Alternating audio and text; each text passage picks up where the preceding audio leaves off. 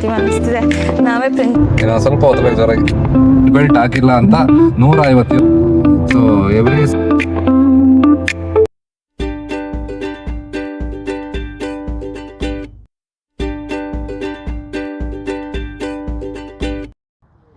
Hello everybody, welcome to our channel ಇವರ ಸಂಚಾರಿ. ಎಲ್ಲರೂ ಹೇಗಿದ್ದಾರೆ, ಆರಾಮಾಗಿದ್ದೀರಾ ಅಂತ ಅಂದ್ಕೊತೀನಿ. ಬಿಸಿಲು ಕಮ್ಮಿ ಆಗ್ತಾ ಇದೆ ಅಂತ ಕೇಳ್ಪಟ್ಟೆ ಬೆಂಗಳೂರಲ್ಲಿ. ಚೆನ್ನಾಗಿ ಮಳೆ ಬರಲಿ, ಎಲ್ಲ ಡ್ಯಾಮ್ ತುಂಬಲಿ ಅಂತ ಅಂದ್ಕೊತಿದ್ದೀನಿ. ಸೊ ಇವತ್ತಿನ ಸ್ಪೆಷಲ್ ಏನಪ್ಪ ಅಂದರೆ, ಒಳ್ಳೆ ಬ್ಯೂಟಿಫುಲ್ ಕ್ಯಾಸಲ್ ಇದೆ ಜರ್ಮನಿನಲ್ಲಿ. ಇಲ್ಲಿಂದ 2 hours ಡ್ರೈವು. ಮೇನ್ ಕಾರಣ ಬಂದು ನನ್ನ ಫ್ರೆಂಡ್ ಒಬ್ಬರು, ಅವರು ಯುರೋಪಿಯನ್ ರೋಡ್ಸಲ್ಲಿ ಓಡಿಸಿಲ್ಲ ಅಂತ ಯಾವತ್ತು. ಅವರು ಇವಾಗ ನಾನು ರೀಸೆಂಟಾಗಿ ಬಂದಿದ್ದಾರೆ ಲಕ್ಸಂಬರ್ಗ್ಗೆ, ನಮ್ಮನೆ ಹತ್ರನೇ ಇರೋದು. ಸೊ ಅವರು ಕಾರ್ ತಗೋಬೇಕು, ಅದಕ್ಕಿಂತ ಮುಂಚೆ ಸ್ವಲ್ಪ ಡ್ರೈವಿಂಗ್ ಎಕ್ಸ್ಪೀರಿಯೆನ್ಸ್ ಬೇಕು ಅಂತ ಅಂದ್ಕೊತಾಯಿದ್ರು. ಅದಕ್ಕೆ ಒಂದು ಕಾರ್ ರೆಂಟ್ ಮಾಡಿ ಅಂದರೆ ಡ್ರೈವ್ ಇಲ್ಲೇ ಶಾರ್ಟ್ ಡ್ರೈವ್ ಹೇಳಿದ್ನಲ್ಲ, 2 hours ಅಷ್ಟೇ ಅದಿಲ್ಲಿಂದ ಹೋಗ್ಬಿಟ್ಟು ಬರೋಣ ಅಂತ ಪ್ಲ್ಯಾನ್ ಮಾಡ್ಕೊಂಡಿದ್ದೀವಿ. ಸೊ ಅವರಿಗೆ ಡ್ರೈವಿಂಗ್ ಎಕ್ಸ್ಪೀರಿಯೆನ್ಸ್ ಆದಂಗೂ ಆಯಿತು, ನಾವು ಒಂದು ಕ್ಯಾಸಲ್ ನೋಡ್ದಂಗೂ ಆಯಿತು. ನವನೀತ್ಗೆ ಕ್ಯಾಸಲ್ ಬಗ್ಗೆ ಒಂದು ದೊಡ್ಡ ಪಾಠ ಇತ್ತು ಸ್ಕೂಲಲ್ಲಿ. ಸೊ ಅವನು ಫುಲ್ ಎಕ್ಸೈಟ್ ಆಗಿದ್ದಾನೆ, ಏನೇನು ಹೆಂಗಿರುತ್ತೆ ರಿಯಲ್ ಕ್ಯಾಸಲ್ ಅಂತ ನೋಡೋಕ್ಕೆ. ನಾನು ಆಲ್ರೆಡಿ ಸ್ಕೂಲಿಂದ ರಿಯಲ್ ಕ್ಯಾಸಲ್ಗೆ ಹೋಗಿದ್ದೀನಿ. ನಾನು ಆಲ್ರೆಡಿ ಸ್ಕೂಲಿಂದ ರಿಯಲ್ ಕ್ಯಾಸಲ್ಗೆ ಹೋಗಿದ್ದಾನೆ, ಬಟ್ ಇದು ಅದಕ್ಕಿಂತ ದೊಡ್ಡದು, ಚೆನ್ನಾಗಿದೆ ಅಂತ ಅಂದ್ಕೊತೀವಿ. ನೋಡೋಣ. ಸೊ ಕಾರ್ ರೆಂಟ್ ಮಾಡೋದು ಹೇಗೆ, ಕಾರು ತಗೊಳ್ಳೋದಕ್ಕೆ ಎಷ್ಟು ದುಡ್ಡು ಆಗುತ್ತೆ ನೋಡೋಣ. ಅಲ್ಲಿ ಹೋಗಿ ವೀಡಿಯೋ ಮಾಡೋಕ್ಕಾಗುತ್ತೋ ಇಲ್ವೋ ಅಂತಲೂ ಗೊತ್ತಿಲ್ಲ ನನಗೆ. ಟ್ರೈ ಮಾಡೋಣ. ಡ್ರೈವಿಂಗ್ ಹೇಗೆ, ಟಿಪ್ಸ್ ಆ್ಯಂಡ್ ಟ್ರಿಕ್ಸ್ ಏನೇನು ಇರ್ಬೋದು ಎಲ್ಲದು ಎಕ್ಸ್ಪ್ಲೋರ್ ಮಾಡೋಣ ಇವತ್ತು. ಓಕೆ, ಕ್ಯಾಸಲ್ಗೆ 1 kilometer ವಾಕ್ ಇದೆ. ಅಲ್ಲಿಗೆ ವಾಕ್ ಮಾಡ್ಕೊಂಡಂತ ಹೋಗ್ತಾಯಿದ್ದೀವಿ. ಹೆಂಗೆ ಅನ್ನಿಸ್ತದೆ? ಕ್ಯಾಸಲ್ ಯಾವಾಗ ನೋಡ್ತೀವಿ ಅನಿಸ್ತಿದೆ. ನಾವೇ ಪ್ರಿನ್ಸಸ್ ಆಗಿದ್ರೆ ಈ ಥರ ನಡೆಯೋದಿದ್ದಿಲ್ಲ. ಪ್ರಿನ್ಸಸ್ ಅಲ್ವಾ ನೀನು? ಯಾರಿಗೆ? ನನಗೆ. ಕ್ವೀನ್ ಅಲ್ಲ ನೀನು? ಇಲ್ಲಿ ಸ್ವಲ್ಪ ನೆರಳು ಬಂತು, ಜೀವ ಬಂದಂಗಾಗಿದೆ ಎಲ್ಲರಿಗೂ. ನೀರು ಇಲ್ಲ, ಏನೂ ಇಲ್ಲ, ತಿನ್ನೋಕೋತಿರಲಿಲ್ಲ ನಾವು.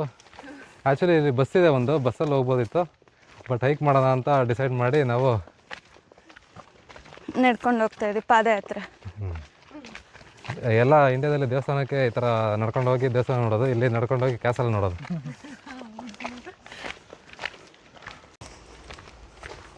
ಫುಲ್ ಪ್ರಶಾಂತವಾದ ಹೈಕ್, ಫ್ಲ್ಯಾಟ್ ರೋಡ್ ಇದೆ, ಮರದ ನೆರಳಲ್ಲಿ ಆರಾಮಾಗಿ ಹೋಗ್ತಾಯಿದ್ದೀವಿ. ಬೆವರು ಬರ್ತಾಯಿದೆ ಆ ಜೊತೆ ಬೆವರು ಬರ್ತಾಯಿದೆ. ಶಕ್ಯ ಅಂತ ಇಷ್ಟು ಸಿಕ್ಕಾಪಟ್ಟೆ. ಚೆನ್ನಾಗಿ ನೆರಳಿದೆ, ಇಷ್ಟು ಚೆನ್ನಾಗಿ. ನಂಗೆ ಗೊತ್ತಿಲ್ಲ, ಬಟ್ ಶಕ್ಯ ಆಗ್ತಿದೆ ನನಗೆ. ನವನೀತ್ ನಿಂಗೆ ಅಲ್ಲದ ಯಾಕೆ ಹಿಂದೆ ಹೋದಲ್ಲ ಬಾ. ಅವನಿಗೆ ಚಪ್ಪಲ್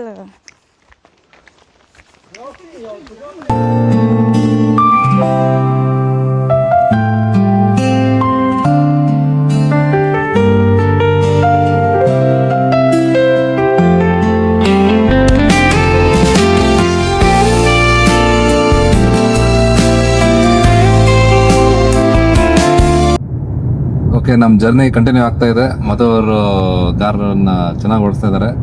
ನಾನು ಪ್ರಿನ್ಸಸ್ ಸೀಟಲ್ಲಿ ಕೂತಿದ್ದೀನಿ ಫಸ್ಟ್ ಟೈಮ್ ನನ್ನ ಲೈಫಲ್ಲಿ. ತುಂಬ ಕಡಿಮೆ ನಾನು ಕೂತ್ಕೊಳ್ಳೋದು ಈ ಸೀಟಲ್ಲಿ, ಯಾವಾಗಲೂ ಅಲ್ಲೇ ಇರ್ತೀನಲ್ಲ. ಸೊ ಇದೊಂಥರ ಡಿಫ್ರೆಂಟ್ ಫೀಲಿಂಗ್, ಚೆನ್ನಾಗಿ ಅನಿಸ್ತಾ ಇದೆ. ಇವಾಗ ನಾವು ಲಕ್ಸಂಬರ್ಗಿಂದ ಎಕ್ಸಿಟ್ ಆಗಿ ಜರ್ಮನ್ ಬಾರ್ಡರ್ ಹೋಗ್ತಾ ಇದೀವಿ. ನಾವ್ ಯಾರು ಪಾಸ್ಪೋರ್ಟ್ ಇಟ್ಕೊಂಬಂದಿಲ್ಲ, ಯಾರು ರೆಸಿಡೆಂಟ್ ಪರ್ಮಿಟ್ ಇಟ್ಕೊಂಬಂದಿಲ್ಲ. ಈಗ ಅಲ್ಲಿ ನಾನು ಹಿಡ್ಕೊಂಡ್ ಬಂದಿದ್ದೀನಿ. ನನ್ನ ಹತ್ರ ಅದು ಇಲ್ಲ, DL ಒಂದಿದೆ ಅಷ್ಟೇ.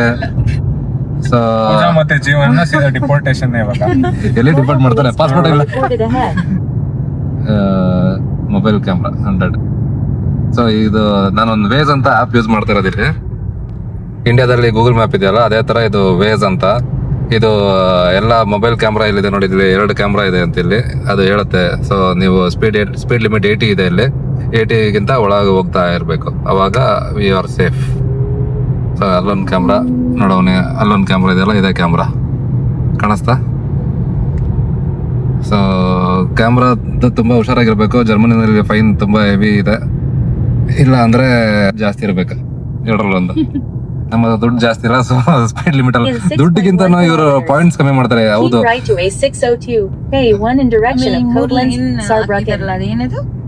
ಅದು ಬರ್ಲಿಲ್ಲ ಅದಿರೋ. ಸೊ ಎಲ್ಲ DLಗೂ 15 points ಅಂತ ಕೊಟ್ಟಿರ್ತಾರೆ, if I am not wrong. ನೀವು ಒಂದು ಟ್ರಾಫಿಕ್ ಅಫೆನ್ಸ್ ಮಾಡಿದ್ರೆ ಅದು ಟ್ರಾಫಿಕ್ ಅಫೆನ್ಸ್ ಮೇಲೆ depend upon the traffic offence. ಅದರಲ್ಲಿ 1 ಪಾಯಿಂಟ್ ಇರ್ಬೋದು, 2 ಪಾಯಿಂಟ್ಸ್ ಇರ್ಬೋದು, 5 ಪಾಯಿಂಟ್ಸ್ ಆ ಥರ ಡಿಡಕ್ಟ್ ಮಾಡ್ತಾರೆ. ನಿಮಗೆ ಪಾಯಿಂಟ್ಸ್ ಡಿಡಕ್ಟ್ ಆಯ್ತು ಅಂದ್ರೆ ಅದು ಎಷ್ಟು 5ಗೇನೋ ಮಿನಿಮಮ್ ಇದೆ ಅನ್ಸುತ್ತೆ, ಎಕ್ಸಾಕ್ಟ್ ನಂಬರ್ ಗೊತ್ತಿಲ್ಲ ನನಗೆ.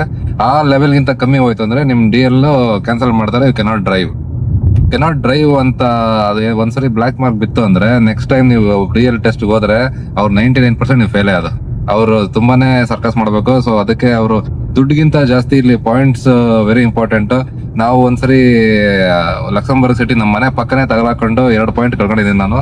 ಎಲ್ಲ ಕುಪ್ಪ ಕಟಾಕ್ಷ ನನ್ನ ಮಗ ನನ್ನ ಹೆಂಡತಿ ನಾವೆಲ್ಲರೂ ಇದ್ವಿ.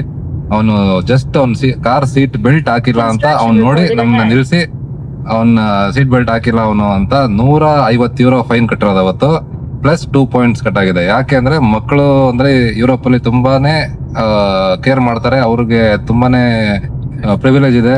ಸೊ ಅವ್ರ safety is very very important. Just ಅವನು ಸೀಟ್ ಮೇಲೆ ಕೂತಿದ್ದಾನೆ, ಅವ್ನು ಚೈಲ್ಡ್ ಸೀಟ್ ಮೇಲೆ ಕೂತಿದ್ದಾನೆ, ಜಸ್ಟ್ ಸೀಟ್ ಬೆಲ್ಟ್ ಹಾಕಿಲ್ಲ ಅಂತ €150, 15,000 ಫೈನ್. ಇವಾಗಿನ ರೇಟ್ ಪ್ರಕಾರ 17-18,000 ಆಗುತ್ತೆ ಅನ್ಸುತ್ತೆ. ಅಷ್ಟು ಫೈನು ಪ್ಲಸ್ 2 ಪಾಯಿಂಟ್ ಕಟ್ ಆಗಿದೆ ನಮ್ದು ಡ್ರೈವಿಂಗ್ ಅಲ್ಲಿ. ಸೊ ಇಲ್ಲಿ ಟ್ರಾಫಿಕ್ ಅಫೆನ್ಸ್ ನ ಸ್ವಲ್ಪ ಸೀರಿಯಸ್ ಆಗಿ ತಗೋಬೇಕು. ಡ್ರೈವಿಂಗ್ ಮಾಡುವಾಗ್ಲೂ ತುಂಬಾ ಸೀರಿಯಸ್ ಆಗಿ ಅಟೆಂಟಿವ್ ಆಗಿರ್ಬೇಕು. ಎಲ್ಲಾ ಕಡೆ ಸೈನ್ ಬೋರ್ಡ್ ಇರುತ್ತೆ, ಸೊ ಹುಷಾರಾಗಿ ಓಡಿಸ್ಬೇಕು ಗಾಡಿ. ಸೊ ನೋಡಿ, ಇನ್ನೊಂದು ಸೈನ್ ಇದೆ ಇಲ್ಲಿ, ಲೆಫ್ಟ್ ಲೈನ್ಗೆ ರೈಟ್ ಲೈನ್ಗೆ ಏನು ಅಂತ. ಸೊ ಆ ಲೆಫ್ಟ್ ಲೈನಲ್ಲಿ ದೊಡ್ಡ ವೆಹಿಕಲ್ಸ್ ಹೋಗ್ಬೋದು, ರೈಟ್ ಲೈನಲ್ಲಿ 2.1 ಅಂತ ಇತ್ತಲ್ಲ, ಅದಕ್ಕಿಂತ ಚಿಕ್ಕ ಸೈಜ್ ಇರೋ ವೆಹಿಕಲ್ಸ್ ಅಷ್ಟೇ ರೈಟ್ ಲೈನಲ್ಲಿ ಹೋಗ್ಬೋದು. ಇಲ್ಲಿ ರೋಡ್ ವರ್ಕ್ ನಡೀತಾ ಇದೆ, ಸೊ ಹಾಗಾಗಿ ರೋಡ್ ವಿಡ್ತ್ ಕಮ್ಮಿ ಮಾಡಿದ್ದಾರೆ. So every sign is very important. ಅದನ್ನ ನೋಡ್ಕೊಂತ ಹೋಗ್ತಾ ಇರ್ಬೇಕು. ಫ್ಯಾಮಿಲಿಗೆ ಒಂದು ಲೈನ್ ಬಿಟ್ಟಿರ್ತಾರಲ್ಲ 2+1. ಅದು ಅಲ್ಲಿ ಲಕ್ಸಂಬರ್ಗ್ ಅಷ್ಟೇ, ಜರ್ಮನಿ ಇಲ್ಲ ಅದು. ಸೊ ನೋಡಿ, ಇಲ್ಲಿ 80 ಇದೆ ಸ್ಪೀಡು. ಆ ಕಡೆ ಕಾರ್ ಹೋಗಂಗಿಲ್ಲ, ಕಾರು ಅಷ್ಟೇ ಹೋಗ್ಬೇಕು. ರೆಡ್ ಕಲರ್ ಇರುತ್ತಲ್ಲ, ಅದು ಟ್ರಕ್ ಹೋಗಂಗಿಲ್ಲ ಆ ಲೈನಲ್ಲಿ ಅಂತ ಅದು ಮಾರ್ಕ್. ಸೊ ಇಲ್ಲಿ ತುಂಬಾನೇ ರೋಡ್ ಸೈನ್ಸ್ ಒಂದು ಒಳ್ಳೆ UPSC ಎಕ್ಸಾಮ್ ಬರೀ ಲೆವೆಲ್ ಇರುತ್ತೆ. ಎಷ್ಟು ನಾನೊಂದು ರೋಡ್ ಸೈನ್ ನೋಡಿದ್ದೀನಿ, ವೆರಿ ವಾರ್ ಟ್ಯಾಂಕರ್ ಬರೋ ರೋಡ್ ಇದು ಅನ್ನೋದಕ್ಕೂ ಒಂದು ಸೈನ್ ಇದೆ ಇಲ್ಲಿ. ನಾನು ನೋಡಿದ್ದೀನಿ ಅದನ್ನ, ನನ್ಗೆ ಗೊತ್ತಾಗ್ಲಿಲ್ಲ ಏನ್ ಸೈನ್ ಇದು ಅಂತ. ಆಮೇಲೆ ಗೂಗಲ್ ಲೆನ್ಸ್ ಅಲ್ಲಿ ಹಾಕಿ ನೋಡಿದಾಗ ನನಗೆ ಗೊತ್ತಾಯ್ತು ಈ ರೋಡಲ್ಲಿ ವಾರ್ ಟ್ಯಾಂಕ್ ಬರುತ್ತೆ ಅಂತ. ಅದು ಯಾವ್ದೋ ವರ್ಲ್ಡ್ ವಾರ್ ಕಾರಲ್ ಸೈನ್ ಅನ್ಸುತ್ತೆ, ಇನ್ನೂ ತೆಗ್ದಿಲ್ಲ ಅವರು. ಇವಾಗ ಯಾವ ವಾರ್ ಟ್ಯಾಂಕ್ ಬರಲ್ಲ ಇಲ್ಲ, ಬಟ್ ಸ್ಟಿಲ್ ಆ ತರ ಸೈನ್ಗಳು ಇದಾವೆ ಇಲ್ಲಿ. ನೀವು ಸೈನ್ ಬುಕ್ ಒಂದಿದೆ, ಆ ಬುಕ್ ತೆಗೆದು ನೋಡಿದ್ರೆ ಎಷ್ಟು ಈ ತರನು ಒಂದೊಂದು ರೋಡ್ ಸೈನ್ ಇರುತ್ತಾ ಅಂತ ಅನ್ಸುತ್ತೆ. ಸೊ ನಮ್ಮ ಮುಂದೆಗಡೆ ಒಂದು ಕ್ಯಾಂಪರ್ ವ್ಯಾನ್ ಹೋಗ್ತಾ ಇದೆ. So Madhu first time going to reach 150 ಅನ್ಸುತ್ತೆ ಇವಾಗ. ಹೌದು, 145 ಅಲ್ಲಿ ಇದೀನಿ. ಹೋಗ್ಲಿ ಇನ್ನು ಸ್ವಲ್ಪ ಹೊತ್ತಬೇಕು ಜೋರಾಗಿ. 149, 150, ಎಸ್. ಹೋಗ್ಲಿ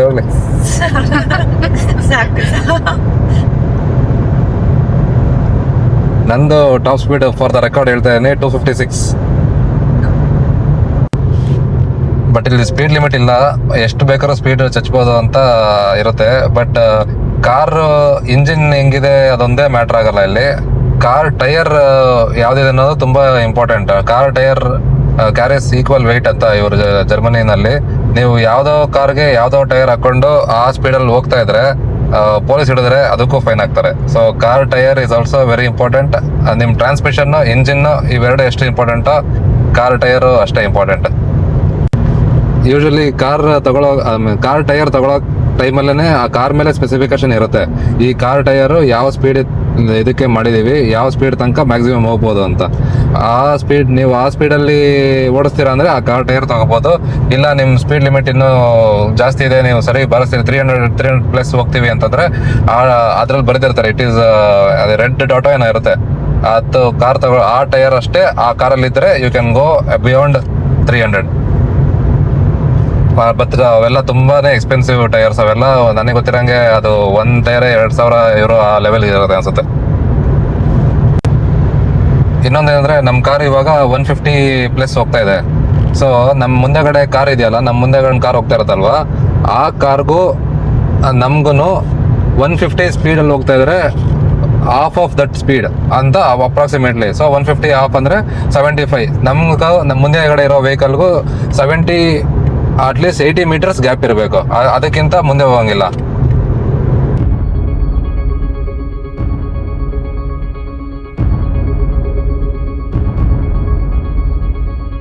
so Madhu first time driver in Europe ಇವತ್ತು, ಹೆಂಗೆ ಅನಿಸ್ತಾ ಇದೆ? ತುಂಬ ಸಕ್ಕದಾಗಿ ಅನ್ನಿಸ್ತಾ ಇದೆ. ಫಸ್ಟ್ ಆಫ್ ಆಲ್ ಇದು ತುಂಬ ಚೆನ್ನಾಗಿ ಅನ್ನಿಸ್ತಾ ಇದೆ. ಫಸ್ಟ್ ಆಫ್ ಆಲ್ ಇವರೆಲ್ಲರೂ ಲೇನ್ ಡಿಸಿಪ್ಲಿನ್ನ ನೀಟಾಗಿ ಫಾಲೋ ಮಾಡ್ತಾ ಇದ್ದಾರೆ. ಯಾರೊಬ್ಬರು ಬೇರೆ ಲೇನ್ಗೆ ಇಮಿಡಿಯೇಟ್ ಆಗಂತೂ ಬರ್ತಿಲ್ಲ, ಇಂಡಿಕೇಟ್ರ್ ಹಾಕಿ ಆ ಮಿನಿಮಮ್ ಡಿಸ್ಟೆನ್ಸ್ ಇಟ್ಕೊಂಡು ಬರ್ತಾ ಇದ್ದಾರೆ. ಆಮೇಲೆ ಇಲ್ಲಿ ಒಂದು ಮೇಜರ್ ಫಿಯರ್ ಒಂದು ಇಲ್ಲ ಗಾಡಿ ಓಡಿಸ್ಬೇಕಾದ್ರೆ, ಮಧ್ಯದಲ್ಲಿ ಯಾರಾದರೂ ಜನ ಇಲ್ಲ ನಾಯಿ ಬೆಕ್ಕು ಬಂದ್ಬಿಡುತ್ತೆ ಅನ್ನೋ ಒಂದು ಫಿಯರ್ ಇಲ್ಲ ಇಲ್ಲಿ. ಸೊ ಅದೊಂದು. ಆಮೇಲೆ ರೋಡ್ ಮಧ್ಯದಲ್ಲಿ ಸೈನ್ಸ್ ಇದೆ, ಎಲ್ಲಿ ಲೆಫ್ಟ್ ತಗೋಬೇಕು ಎಲ್ಲಿ ರೈಟ್ ತಗೋಬೇಕು ಅಂತ ಒಂದಿದೆ. ಸೊ ಅದರಿಂದ ತುಂಬ ಚೆನ್ನಾಗಿ ಅನ್ನಿಸ್ತಾ ಇದೆ. So driving is peace of mind, stress ಇರಲ್ಲ, ಆರಾಮಾಗಿ ಮಾತಾಡ್ಕೊಂಡು ಜಮ್ ಅಂತ ಸರ್ಪ್ರೈಸಸ್ ಇರಲ್ಲ ಅಷ್ಟೇ ರೋಡಲ್ಲಿ. ಇಂಡಿಯಾದಲ್ಲಿ ಅದೊಂಥರ ಸರ್ಪ್ರೈಸ್ ಇದ್ರೆ ಅದು ಚೆನ್ನಾಗಿ ಅನ್ಸುತ್ತೆ ಕೆಲವ್ರಿಗೆ. ಈ ಥರ ಹೋಗ್ತಾ ಇದ್ರೆ ಕೆಲವ್ರಿಗೆ ಏನು ಬೋರಿಂಗ್ ಇದೆ, ಏನು ಓಡಿಸೋದು ಬರೀ ಹಿಂಗೆ ಹೋಗ್ತಾ ಇರೋದು, ಏನು ಅಡ್ವೆಂಚರ್ ಇಲ್ಲ ಅಂತ ಅದು ಕೆಲವು ಜನ ಇದ್ದಾರೆ.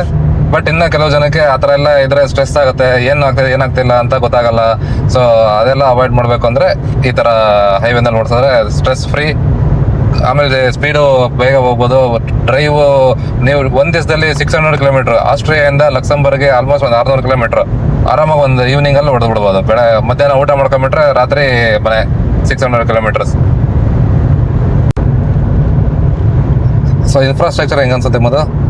ತುಂಬ ಚೆನ್ನಾಗಿದೆ. ಫಸ್ಟ್ ಆಫ್ ಆಲ್ ಇಲ್ಲಿ ಎಲ್ಲೂ ಒಂದು ಹಂಪ್ ಇಲ್ಲ, ಒಂದು ಹಳ್ಳ ಇಲ್ಲ. ಸೊ ಅದೊಂದು ಇಲ್ಲದೆ ಇರೋದ್ರಿಂದ ರೋಡ್ ಅಂತೂ ಸಿಕ್ಕಾಪಟ್ಟೆ ಸ್ಮೂತ್ ಆಗಿದೆ. ಗೊತ್ತೇ ಆಗ್ತಿಲ್ಲ 150 160 ಹೋಗ್ತಾ ಇದೀವಿ ಅಂತ. ಅಲ್ಲ, ಇಷ್ಟ ಆರಾಮಾಗಿರೋದಕ್ಕೆ ನಾವ್ ನಿಮಗ್ ಡ್ರೈವ್ ಮಾಡಕ್ ಕೊಟ್ಟಿರೋದು. ಇಲ್ಲ ಅಂದಿದ್ರೆ ನಾವು ಪಾಪ ಶೇರ್ ಮಾಡಿದ್ದ ಇದಕ್ಕೆ ಅಂತಾರೆ ಹೆಂಡ್ತಿರೋದೆ ಆರಾಮ ಶೇರ್ ಮಾಡ್ತಿದ್ರು ಆಗಿರೋದಕ್ಕೆ ನಿಂಗೆ ಕೊಟ್ಟಿರೋದು ಅಂತ. ಆಮೇಲೆ ಅವ್ನು ನನ್ನ ಲೇನಿಗೆ ಬರ್ತಾನೆ ಅನ್ನೋ ಒಂದು ಫಿಯರ್ ಕೂಡ ಇಲ್ಲ. ನಾನು ಸ್ಪೀಡಲ್ಲಿ ಇದ್ರೆ ಅವ್ನು ನಂಗೆ ದಾರಿ ಕೊಡ್ತಾ ಇದ್ದಾನೆ, ಒಂದು ಸ್ಪೀಡಲ್ಲಿ ಇದ್ದಾನೆ ಹೋಗ್ತಾನೆ ಅಂತ. ನಾನು ಹಾಂಕ್ ಮಾಡೋ ಅವಶ್ಯಕತೆ ಇಲ್ಲ, ಅವ್ನಿಗೆ ಹೆಡ್ಲೈಟ್ ಅಲ್ಲಿ ಬೀಮ್ ಮಾಡೋ ಅವಶ್ಯಕತೆ ಇಲ್ಲ. ಹೌದು. ನಾವಿವಾಗ ಒಂದು ಜರ್ಮನಿಯಲ್ಲಿ ಮೋಸ್ಟ್ ಇಂಪಾರ್ಟೆಂಟ್ ಸಿಟಿ ಅಂತ ಹೇಳ್ಬೋದು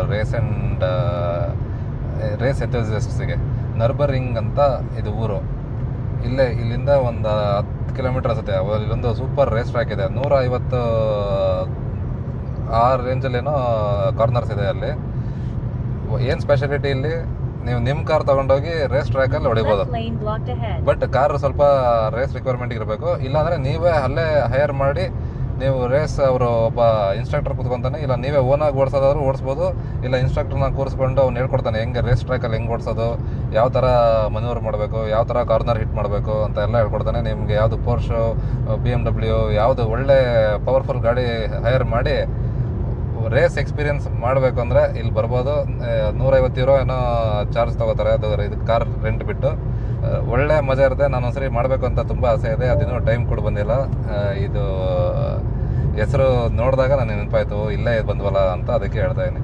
ಬಟ್ ರೇಸ್ ಎಂಥೂಸಿಯಾಸ್ಟ್ಸ್ಗೆ ಕಾರ್ನ ಸರಿ ಬಾರಿಸ್ಬೇಕು ಅಂತ ಯಾರಿಗೆ ಆಸೆ ಇದೆಯೋ ಅವ್ರು ಇಲ್ಲಿ ಬಂದು ರೇಸ್ ಟ್ರ್ಯಾಕಲ್ಲಿರುತ್ತೆ, ಲೀಗಲ್ ಎಲ್ಲ everything is legal. Car hire ಮಾಡೋದು ನೀವೇ ಓನಾಗಿ ಡ್ರೈವ್ ಮಾಡ್ಬೋದು, ಇಲ್ಲ ಅವನ್ನ ಪಕ್ಕದಲ್ಲಿ ಕೂರಿಸ್ಕೊಂಡು ಅವ್ನು ಹೇಳ್ಕೊಡ್ತಾನೆ ಯಾವ್ಯಾವ ಥರ ಓಡಿಸೋದು ಅಂತ. 5 ಲ್ಯಾಪ್ ಏನೋ ಅವ್ರು ಹೇಳ್ಕೊಡ್ತಾರೆ, ಇನ್ನು ಮಿಕ್ಕಿದ್ದು ನೀವು ಓನಾಗಿ ಬಾರಿಸ್ಬೋದು. ಗುದ್ದಿದ್ರು ಇನ್ಶೂರೆನ್ಸ್ ಮೋಸ್ಟ್ಲಿ ಇರುತ್ತೆ ಅನ್ಸುತ್ತೆ, ಗುದ್ದಿದ್ರೆ ಏನು ಅಂತ ಗೊತ್ತಿಲ್ಲ ನನಗೆ. ಬಟ್ ಒಳ್ಳೆ ಕಿಕ್, ಒಳ್ಳೆ ಮಜಾ ಇರುತ್ತೆ. ಒಂದ್ಸರಿ ಬರೋಣ, ಇದು ಮಾಡೋಣ ಒಂದ್ಸರಿ.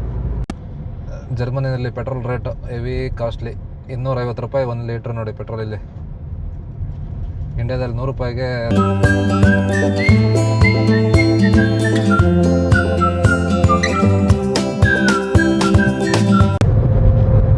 ಇಲ್ಲೊಂದು ಸಿಂಪಲ್ ಇದೆ ನೋಡಿ, ಟ್ರಯಾಂಗಲ್, ಇನ್ವರ್ಟೆಡ್ ಟ್ರಯಾಂಗಲ್ ಇದ್ದರೆ ಅಲ್ಲಿ ಮುಂದೆಗಡೆ ಒಂದು ಹೈವೇ ಬರುತ್ತೆ. ಸೊ ಹೈವೇನಲ್ಲಿ ಇರೋ ವೆಹಿಕಲ್ಗೆ ಫಸ್ಟ್ ಪ್ರಿಫರೆನ್ಸ್. ನಾವು ವೆಯ್ಟ್ ಮಾಡಬೇಕು ಅವ್ರು ಹೋಗೋ ತನಕ. ನೋಡಿ ಇಲ್ಲಿದೆ ಈ ಸಿಂಬಲ್ ಇದೆ ಅಂದರೆ we have to stop, let the other vehicle go, ಆಮೇಲೆ ನಾವು ಹೋಗ್ಬೇಕು.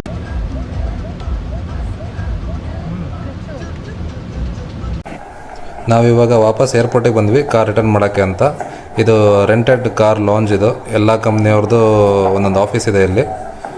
ಅವ್ರವ್ರ ಕಂಪ್ನಿಗೆ ಹೋಗ್ಬಿಟ್ಟು ಕೀನ ಕೊಟ್ಟು ಹೋಗೋದು.